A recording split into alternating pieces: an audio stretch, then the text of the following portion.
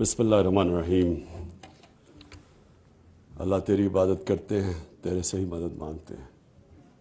میں سب سے پہلے ڈاکٹر ثانیہ نشتر بہت آپ کو خراج تحسین پیش کرنا چاہتا ہوں۔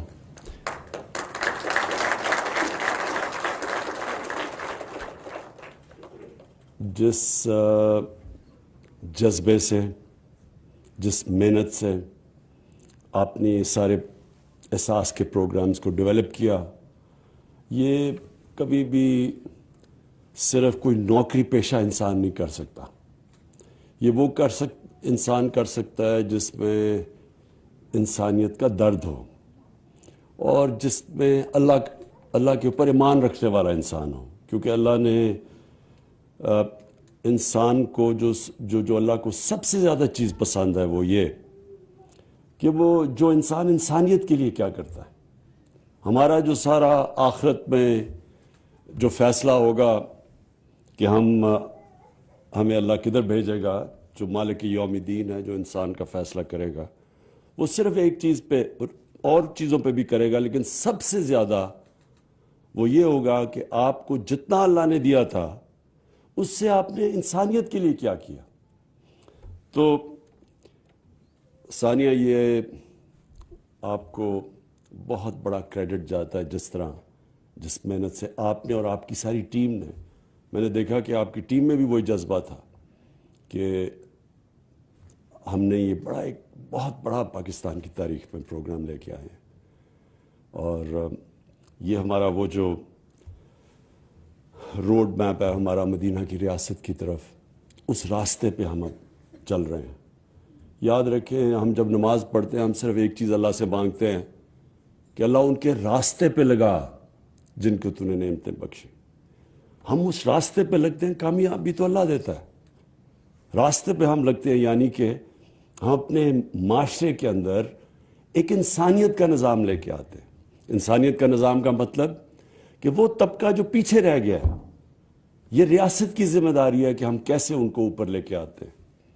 یہ مدینہ کی ریاست میں ہمارے نبی صلی اللہ علیہ وسلم نے کیا تھا کہ انہوں نے، جب پیسے بھی نہیں تھے، وہاں غربت بھی تھی، لیکن انہوں نے پہلے سے فیصلہ کر لیا تھا کہ جو بھی بیت المال میں پیسہ آئے گا وہ حکومت کے خرچے پورے کر کے وہ سارے نچلے طبقے کو اوپر لانے کے لیے پیسہ خرچ ہوگا۔ اور پھر دنیا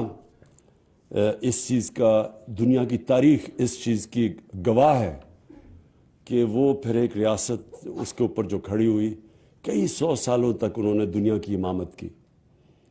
تو ہم اگر پاکستان وہ اتنا بڑا خواب تھا ادھر نہ پہنچ سکے، تو اس کی سب سے بڑی وجہ یہ تھی کہ ہم اس سفر پہ نہیں نکلے جس کے اوپر اللہ کا حکم ہے کہ مدینہ کی ریاست کا مطلب یہ کہ ایک تو قانون کی بالادستی، وہ بھی ایک بہت بڑی جنگ ہے مافیاز کے خلاف، ان کو قانون کے نیچے لانے کی، اور دوسرا کہ کیسے آپ نے اپنے نچلے طبقے کو اوپر اٹھانا ہے۔ اب احساس کے اندر سب سے پہلے کہ جو سب سے مجبور لوگ ہیں ان کو ہم نے پیسے پہنچانے تھے، اور ہم نے تب پیسے پہنچائے جب کرونا کی وبا دنیا میں تباہی لے کے آئی ہوئی تھی، کیونکہ لاک ڈاؤنز لگائے۔ لاک ڈاؤن کا مطلب یہ کہ سارا کاروبار بند ہو گیا۔ جب کاروبار بند ہوا تو سب سے زیادہ تکلیف کس کو ہوئی؟ سارے دنیا میں غریب طبقے کو، پاکستان میں نہیں۔ امریکہ جیسے جگہ پہ بھی جو امیر ترین دنیا کا ملک ہے، وہاں بھی سب سے زیادہ تکلیف غریبوں کو ہوئی، دیہڑی دار کو، جو پیسے محنت کرتا تھا، پیسے کماتا تھا دن میں، اور اپنے بچوں کو پیسے پیٹ پالتا تھا۔ وہ سارا جب ایک دم لاک ڈاؤن ہوا تو وہ تو بیچارے ایک دم ان کے پاس پیسہ ہی نہیں تھا اپنے بچوں کو کھلانے کے لیے۔ تو تب ہم نے یہ جو احساس کا جو ڈسٹریبیوشن کی، بالکل ٹھیک کہا گیا، یہ فیصل نے بھی بتایا کہ ورلڈ بینک نے اکنالج کیا کہ پاکستان وہ ملک ہے جس کا جو پروگرام احساس کا تھا وہ دنیا میں ٹاپ یا 3 یا 4 پروگرامز کے اندر مانا گیا۔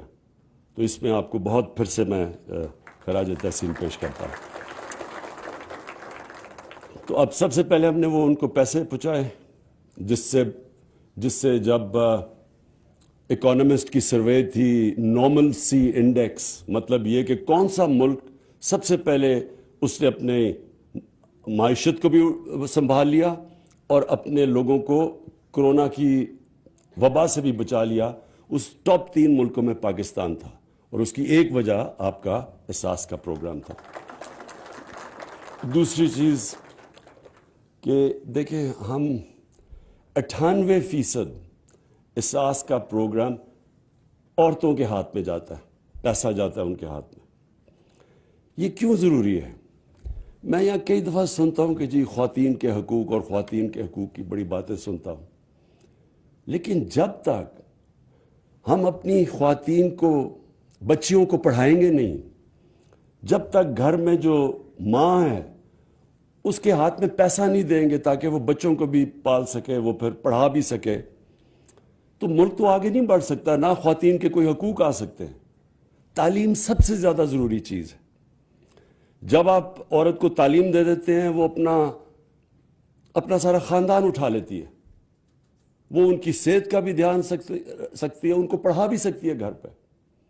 मेरा जो सबसे बड़ा, मैं जो अपनी, अगर किसी का शुक्रिया अदा करूं अपनी ज़िंदगी का, कि जिसकी सबसे ज़्यादा मेहनत मेरे पे थी, वो मेरी वालदा की थी। और मेरी वालदा की इसलिए थी, वो पढ़ी लिखी थी। तो मैं तो खेलने का, मुझे तो बचपन से शौक़ था, तो मैं तो पढ़ता ही ना अगर मेरी वालदा मुझे बैठा के पढ़ाती ना। तो जब एक माँ पढ़ी लिखी होती है, वो सारा अपने घर को उठा देती है। तो इसलिए ये जो हमारा 98% पैसा है एहसास का, ये हमने औरतों के हाथ में दिया है। और फिर ये जो हमने बच्चे जो स्कूल से बाहर हैं, और ये भी एक बहुत बड़ा हमारा अलमिया है कि हमने कभी तवज्जो ही नहीं दी कि हमें इतने ज़्यादा तादाद में हमारे बच्चे स्कूलों में नहीं जाते। तो उसके लिए भी एहसास का ये बहुत ज़बरदस्त प्रोग्राम है। स्टाइपेंड देते हैं, और लड़कियों को ज़्यादा स्टाइपेंड देते हैं कि ज़्यादा ज़रूरी है कि लड़कियां स्कूल में जाए हमारी।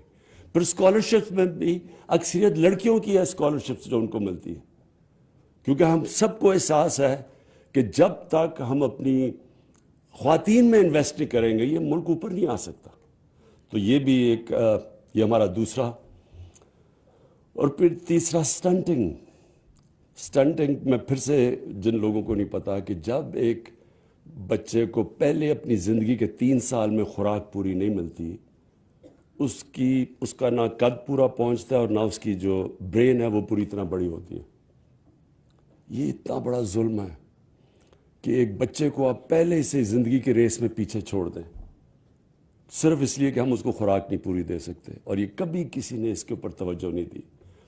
अभी भी हमारा ये प्रोग्राम, अब पहले पायलट प्रोजेक्ट किया गया, और अब हर डिस्ट्रिक्ट के अंदर ये शुरू होगा। इसके अंदर पैसा बड़ा चाहिए। हम इंशाअल्लाह, मैं आपको सबको, ये मेरी अपनी कौम से वादा है कि जैसे जैसे आप हमें टैक्स देते रहेंगे, और हमारी टैक्स बढ़ता जा रहा है, अल्लाह का शुक्र है, रिकॉर्ड टैक्स है पाकिस्तान में इस वक्त। ये टैक्स ना होता तो ना मैं तेल और डीज़ल और बिजली में छूट ना दे सकता लोगों को, जो हमने 10 रुपए तेल और डीज़ल कम किया, और हमने जो बिजली 5 रुपए यूनिट कम किया, ये सिर्फ इसलिए कि हमारा टैक्स कलेक्शन बढ़ी है।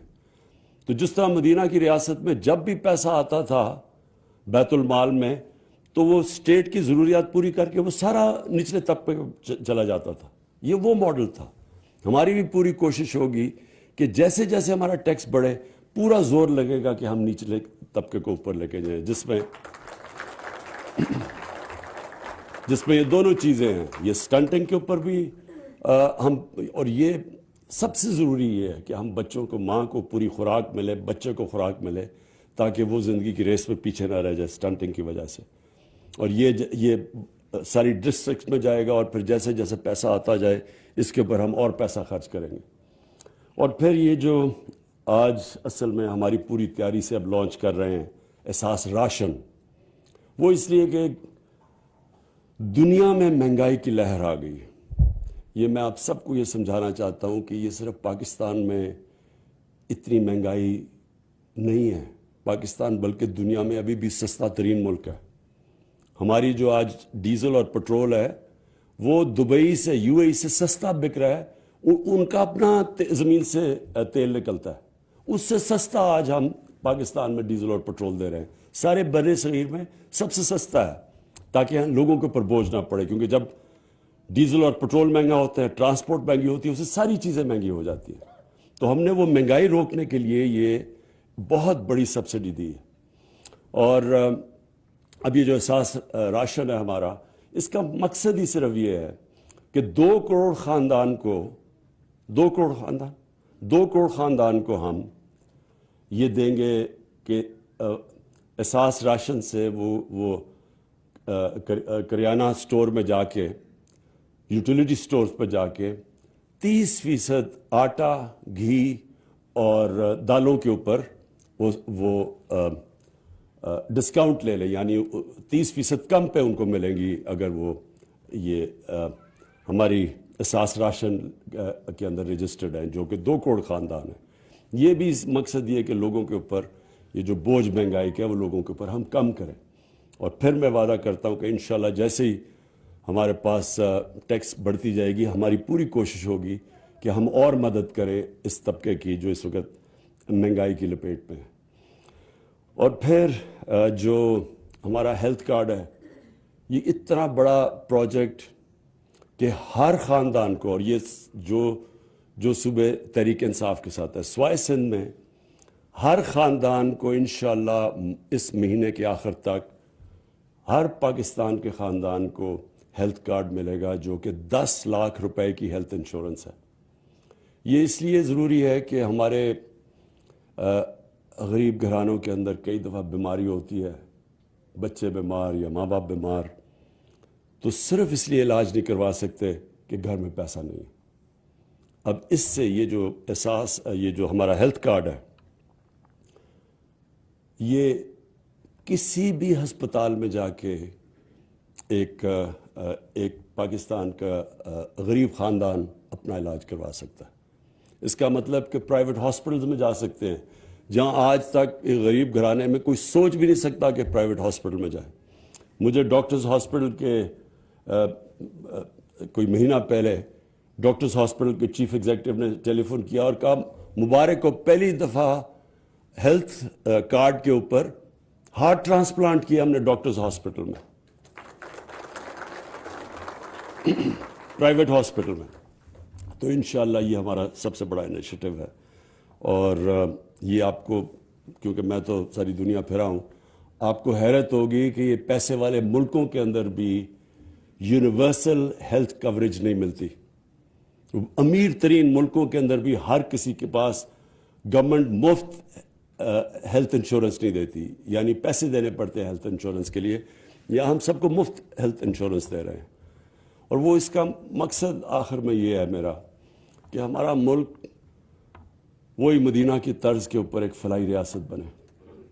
فلاحی ریاست ایک سب سے مہذب معاشرہ، میری جو زندگی کا تجربہ ہے وہ ایک فلاحی ریاست ہوتی ہے۔ میں جب اسکول میں تھا تو میں جب برطانیہ گیا پہلی دفعہ، تو زندگی میں پہلی دفعہ میں نے ایک فلاحی ریاست دیکھی۔ تو وہ مجھے کبھی میں وہ بھولا نہیں کہ کس طرح وہ انسان کی زندگی کی قدر ہے وہاں، اس کو کس طرح پروٹیکٹ کرتی ہے ایک ریاست۔